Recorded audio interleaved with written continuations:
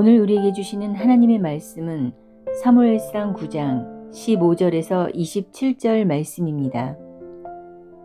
사울이 오기 전날에 여호와께서 사무엘에게 알게 하여 이르시되 내일 이맘때에 내가 베냐민 땅에서 한 사람을 내게로 보내리니 너는 그에게 기름을 부어 내 백성 이스라엘의 지도자로 삼으라. 그가 내 백성을 블레셋 사람들의 손에서 구원하리라. 내 백성의 부르짖음이 내게 상달되었으므로 내가 그들을 돌보았노라 하셨더니 사무엘이 사울을 볼 때에 여호와께서 그에게 이르시되 보라, 이는 내가 내게 말한 사람이니 이가 내 백성을 다스리라 하시니라.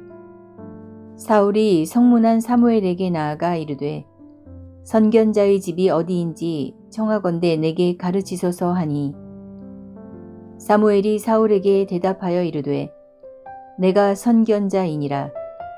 너는 내 앞서 산당으로 올라가라.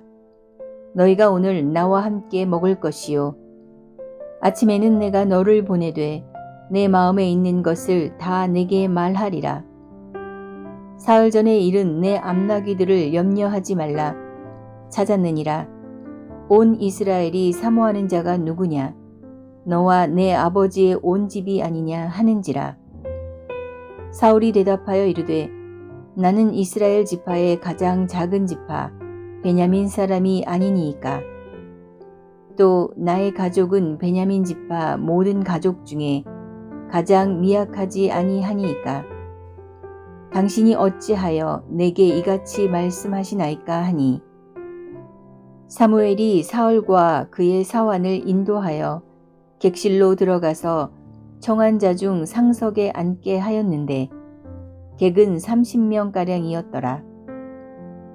사무엘이 요리인에게 이르되 내가 내게 주며 내게 두라고 말한 그 부분을 가져오라. 요리인이 넓적다리와 그것에 붙은 것을 가져다가 사울 앞에 놓는지라.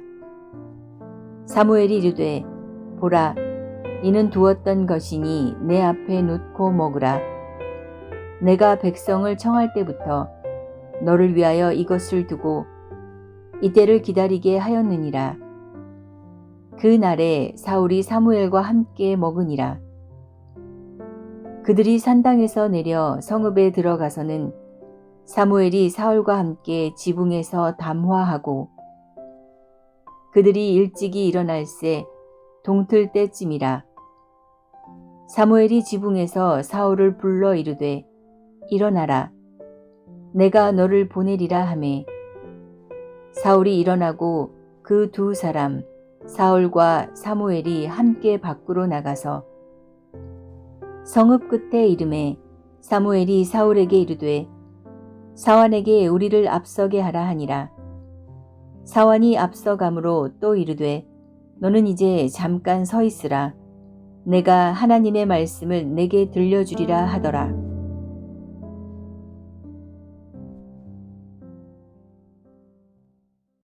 사무엘상 9장 1절에서 14절이 사울을 중심으로 이야기를 전개해 나갔다면 이제 오늘 본문인 사무엘상 9장 15절부터는 사무엘을 중심으로 이야기가 전개됩니다. 그리고 시간적으로도 14절보다 하루 전날의 이야기가 펼쳐집니다. 사무엘과 사울이 만나기 전날 하나님은 사무엘에게 사울이 올 것이라고 미리 알려주시면서 그에게 기름을 부어 이스라엘의 왕으로 세우라고 말씀하셨습니다. 사무엘상 9장 15절과 16절입니다. 사울이 오기 전날에 여호와께서 사무엘에게 알게 하여 이르시되 내일 이맘때에 내가 베냐민 땅에서 한 사람을 내게로 보내리니 너는 그에게 기름을 부어 내 백성 이스라엘의 지도자로 삼으라. 그가 내 백성을 블레셋 사람들의 손에서 구원하리라. 내 백성의 부르짖음이 내게 상달되었으므로 내가 그들을 돌보았노라 하셨더니. 여기서 우리는 사무엘이 어린 시절에 성소에서 먹고 자면서 기도 가운데 하나님의 음성을 들은 이후에 계속해서 하나님과 항상 깊은 교제를 하며 하나님의 음성을 듣는 것에 익숙했다는 것을 보게 됩니다. 영성은 진행형입니다. 내가 10년 전에는 정말 주님 이 한마디만 해도 하나님께서 마치 내 앞에 계신 것처럼 느껴졌었다. 이렇게 과거의 이야기가 아니라 영성은 지금 현재도 그와 같은 모습으로 있어야 한다는 것입니다. 우리가 늘 하나님 앞에서 이런 모습으로 서 있으면 좋겠습니다. 하나님이 이스라엘 왕으로 기름 부으려고 지명한 사람은 베냐민 지파의 사울이었습니다. 16절에 내일 이맘때에 내가 베냐민 땅에서 한 사람을 내게로 보내리니, 베냐민 지파는 이스라엘 12지파 가운데 가장 작고 세력이 약한 지파였습니다. 사사기 20장과 21장에 보면 베냐민 지파와 다른 10지파 간에 전쟁이 나면서 완전히 몰살될 뻔했던 일이 있었습니다. 수만을 헤아리던 베냐민 지파가 그때 겨우 600명만 살아남는데, 그때 그 사사시대를 지나서 사무엘 시대에도 베냐민 지파는 회복이 안 되고 있었고 가장 작은 힘없는 지파로 남아 있었던 것입니다. 하나님은 이처럼 기대할 수 없는 곳에서 사람을 세우십니다. 하나님은 연약한 자들을 택해서 구원의 사역을 감당하도록 하십니다. 여기서 깨닫는 것은 하나님은 개인의 능력이나 자질을 초월해서 누군가를 택하시고 일꾼 삼으신다는 사실입니다.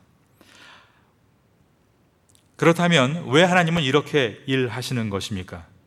그 이유는 내가 했다, 사람이 했다, 그렇게 말하지 못하게 하시기 위해서입니다. 지금 여러분이 교회에서, 사회에서, 가정에서 직분을 가지고 있으실 것입니다. 교회에서 장로, 안수집사, 권사이시죠? 그 직분을 누가 주었다라고 생각하십니까? 저는 준 적이 없습니다. 교회가 줬죠. 그런데 그 교회의 머리가 누구십니까? 우리 주 예수 그리스도십니다. 그래서 우리는 내가 가진 직분을 하나님께서 주셨다는 것을 생각해야 하는 것입니다. 여러분, 처음 사울의 모습이 어떠했습니까? 겸손했습니다. 이 말은 하나님은 겸손한 자를 들어 쓰신다는 뜻입니다. 무슨 일을 하건 내가가 아니라 주님이가 주어가 되고 자기를 낮추고 주님을 내세우고 높이는 사람을 하나님이 쓰시는 것입니다.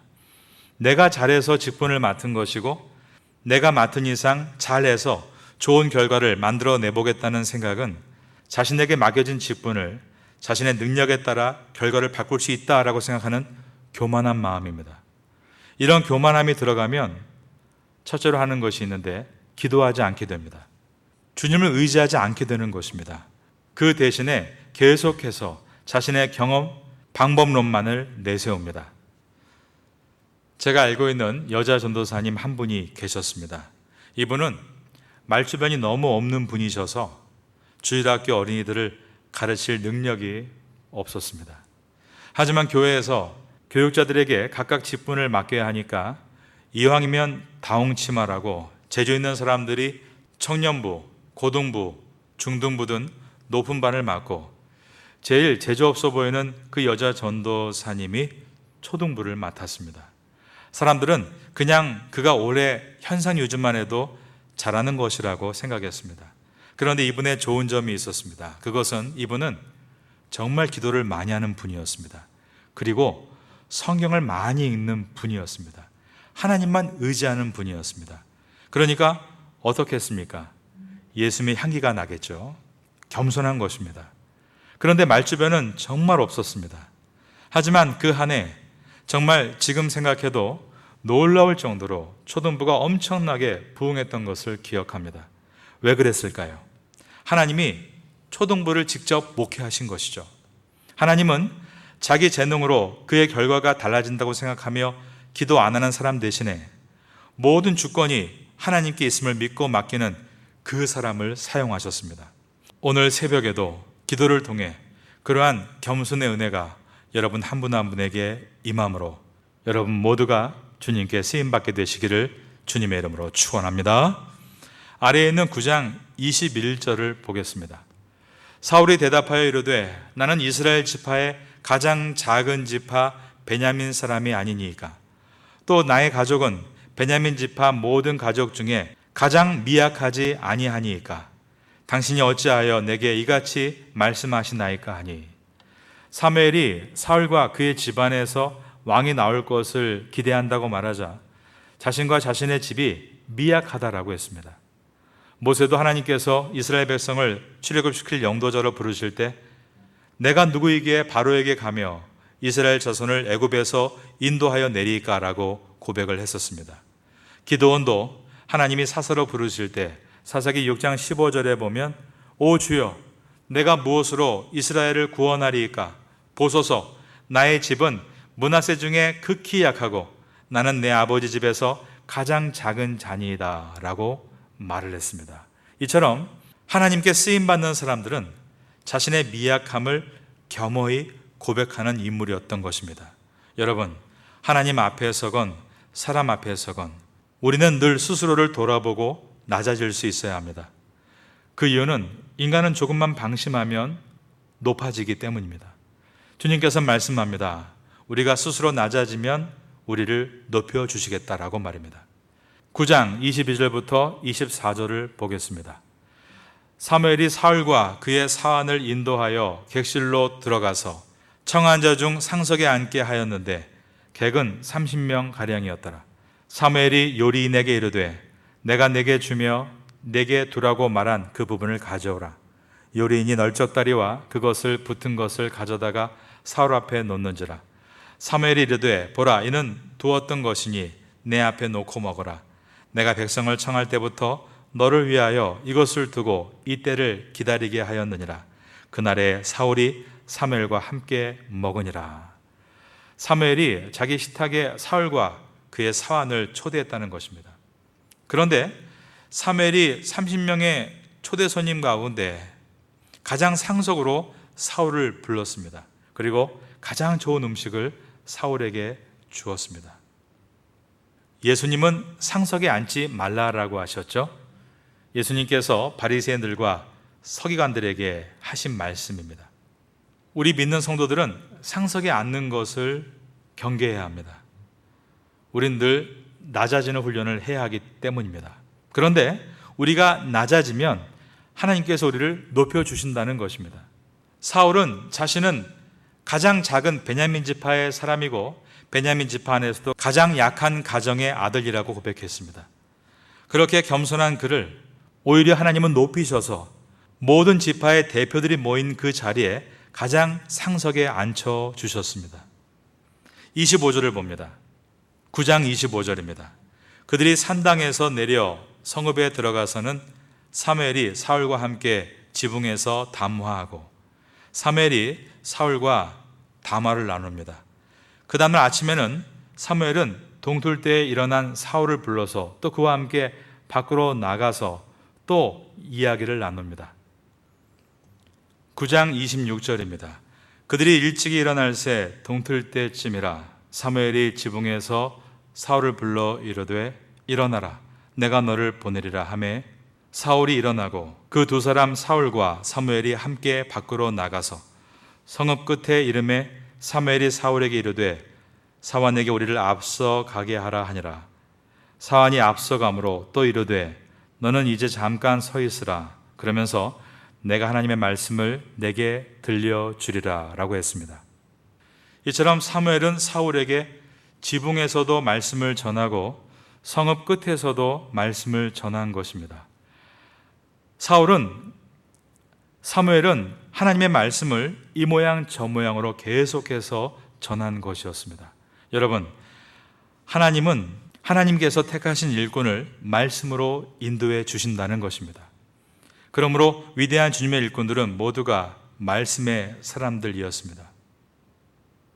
14세 때 점원으로 출발해서 31살 때인 1869년에 미국에서 가장 큰 백화점을 세운 기업인이 있었습니다.